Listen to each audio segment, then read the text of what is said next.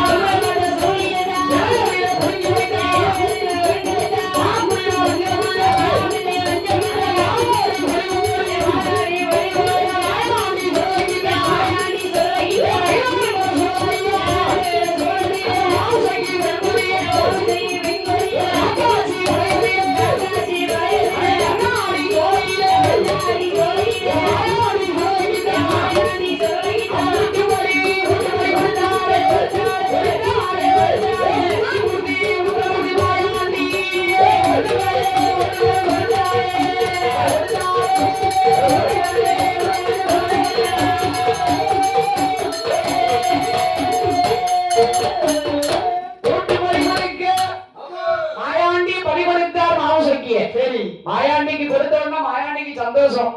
மாவோடி கொடியோடி ஈரக்குள தாமரக்கா தலவாழ இளவரிச்சு படைச்சுட்டான்.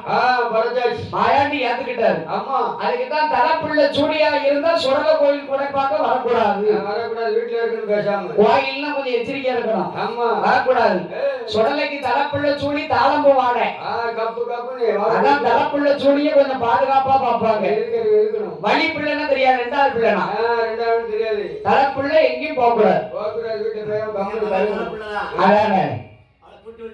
அந்த மாவுசைக்கு அப்படியே மாயாண்டி சுடலைக்கு ஈரக்குள தாமரக்கா மாயாண்டி ஏத்துக்கிட்டாரு. மாயாண்டி 1000 சொருவம் அடிக்காரு. காற்சொருவம் குறிஞ்சிருப்பான்னு சிரிச்சது. சரி, இவன் கையில வச்சிருந்தான் சிமிழு. ஆந்திரவாதி சுடலையை பிடிக்கணும்னு வச்சிருக்காங்கல்ல, சிமிழ கொண்டு போனான். இதான் சுடலைன்னு பிடிச்சிட்டான். சிமிழ்ல அடைச்சான். நீலகண்ட கசத்துல மலையாளத்துல கேரளாவில நீலகண்ட கசத்துல கொண்டு தாத்துட்டான். தாத்துட்டு வீட்டுக்கு வந்தான். ஏ புலக்குடி, எனக்கு சாப்பாடு வையினா. சாப்பாடு வை. புலக்குடிய மாலையை பார்த்தா யாத்தா இவன் வந்திருக்க நிலைமையை சரியில்லாம இருக்க வேண்டிய எதுவும் பேசக்கூடாது. மண்ணா இருக்க ஒரு குடம் தண்ணி கொண்டு வரம்னா அங்கேயே போயிட்டான். குடத்தை கொண்டுட்டு அதே நீலகண்ட கசத்துல வரான். சரி, அப்பதான் தாத்து இருக்கான். அதே இடத்துல காலை வந்து மிதிக்க தண்ணியை போல அப்படி செப்பு மேல வந்துட்டு.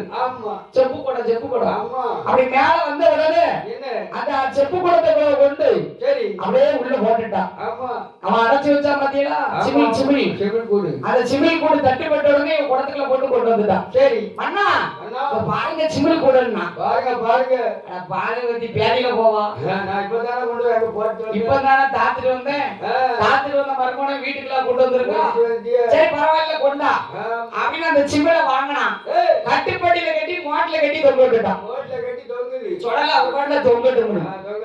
அவர் என்ன சொல்லியிருக்காரு? 3.25 நாளைக்கு அடப்படணும், நீனே திறக்கணும்.